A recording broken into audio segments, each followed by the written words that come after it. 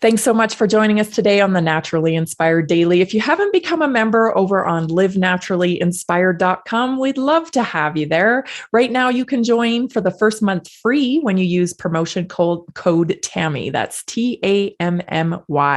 Over on Live Naturally Inspired, you can have access to all of our content in one place.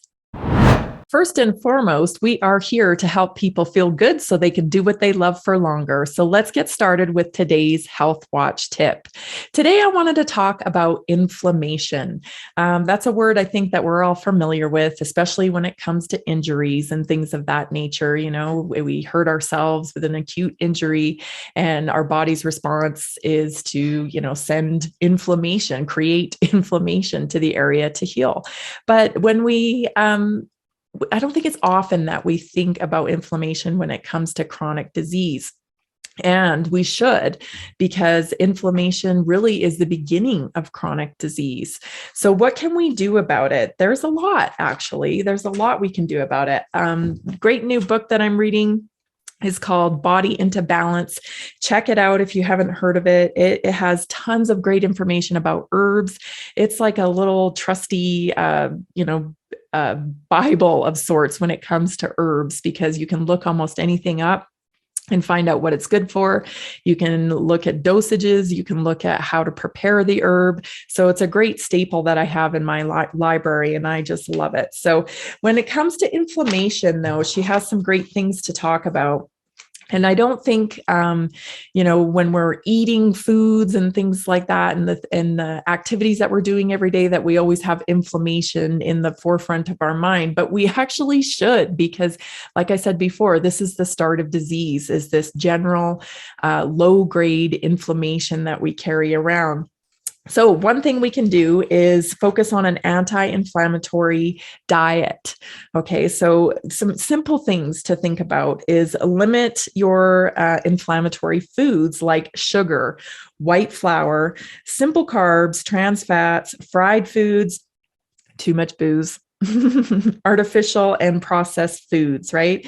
MSG, which is also in disguise in a lot of things. So it can come as labeled as hydrolyzed and yeast extract, things of that nature. Okay, natural flavors, that's a good indication that it probably has MSG in it. Artificial sweeteners, avoid those things. Too much salt. I'm not a big fan of people saying that salt is bad, that you shouldn't eat salt. So not salt-free, but obviously too much salt, processed foods have so much salt because they're taking what's good out of the food when they process it. They have to inject things like salt in order to make up for flavor. So be cognizant of that.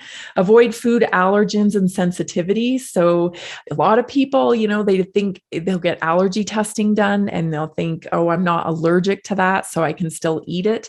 But maybe you aren't allergic to it in the sense where it would show up in a skin test or an allergy test, but maybe you have like a low grade insensitivity to food. So you have a reaction like an inflammatory response. Pay attention to how you feel after you eat certain foods, like specifically eggs or corn, dairy, coffee, things of that nature. Those things can just keep you in this low state of inflammatory response, which leads to disease. Balance your meals. Make sure that you're not having these big spikes in your blood sugar, right? Going long periods, like super long periods without eating, and then overeating in with like carbohydrates and stuff like that is a common habit that people do especially when they're focused on weight loss, right? We can get too hyper focused on weight loss, and that can build habits like this high spikes in blood sugar by overeating and then not eating for a long time. So load up on your veggies and fruits. Of course, that's always the greatest thing that you can do. Dark berries, dark leafy greens, herbs and spices. Don't forget about your herbs and spices. Have fun with those things, a great way to kind of start incorporating that is build yourself a little spice cabinet, right? A space in your kitchen where you focus just on spices and herbs.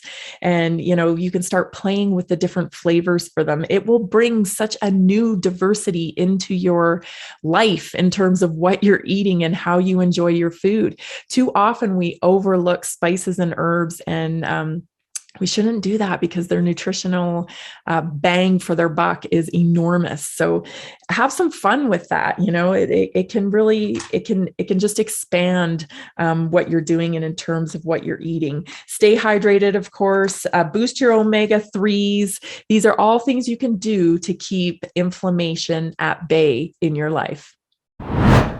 Unfortunately, some platforms censor the information in this show. Watch the rest of this episode by going to naturallyinspireddaily.com.